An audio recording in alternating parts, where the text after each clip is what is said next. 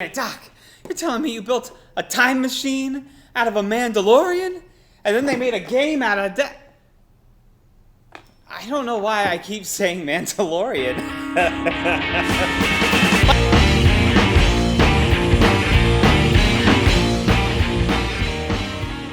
Back to the Future Back in Time. It's a 2 to 4 player game that plays best with 2. It's cooperative, it's lightweight, and it's an adventure / push your luck title. And you play this game because you want to be Doc Brown, you want to be Marty McFly, you want to punch Biff in the face, and you want to use time travel to solve all the problems that you made by time traveling in the first place. They got the whole film set laid out. You have the town square with the big clock tower, Lou's Cafe, and then you have Marty McFly's parents, Lorraine and Lorraine's house, George and George's house, and one of the key objectives of the game in order to win is you've got to get Lorraine and George in the same location several times in order to help them fall in love, because if you don't, you can see in Marty McFly's family portrait, his family members start to fade out of existence and be erased from time, just like in the movie, right?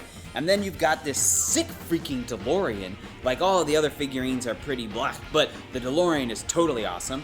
And you gotta pull the DeLorean into Doc Brown's garage, get it fixed up, and then put it in position as the second objective in the game in order to win, before the game ends after a fixed number of turns at 10:03 p.m. when lightning strikes the tower. Doc and Marty start the game with 5 power tiles, and on your turn you can flip over a power tile to move around the board to get things done, or you can flip over multiple power tiles to build up a pool of dice, right? And dice are used to help you overcome challenges, which you can think of as like little scenes from the movie. And every die has a different color that helps you overcome specific color challenges. So you can roll pink hearts in order to help George and Lorraine fall in love. You can roll yellow speed to get the DeLorean into position. You can roll green knowledge in order to help fix up the DeLorean so it'll run properly. Or you can roll blue courage in order to knock down Biff and get him off your ass for a while, right? And then every die also has 2 wildcard symbols on it, which helps you use that die in any situation, no matter the color of the challenge. And finally, and this is where things get spicy, every die has 2 Biff sides. And whenever you roll Biff, Biff will pursue George and bully him into no longer pursuing Lorraine. Now, the push your luck factor of this game is, whenever you attempt a challenge, you can roll your die pool as many times as you want to get the result that you want. But whenever you roll a Biff, you can no longer re-roll that die. It is stuck on Biff.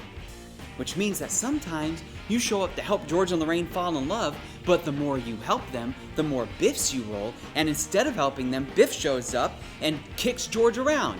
Just like in the movie, sometimes you mess with time, and time has unintended consequences, and you just make things worse. And it just feels so flavorful and good when it's that bad.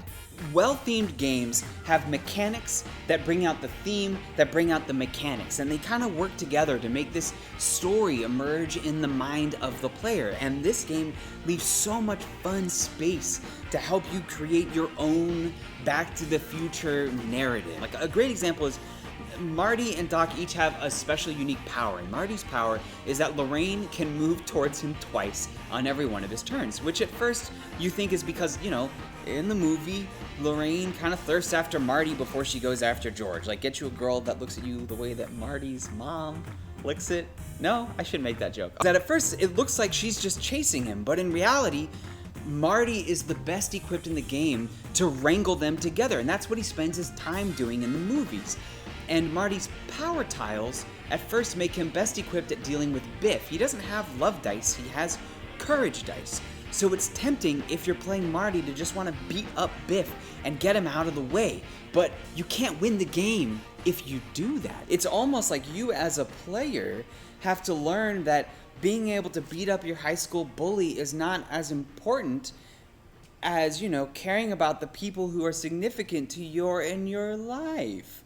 Just like Marty's character arc in the movie. I'm just gonna go off for a second, okay? Let's just do this. If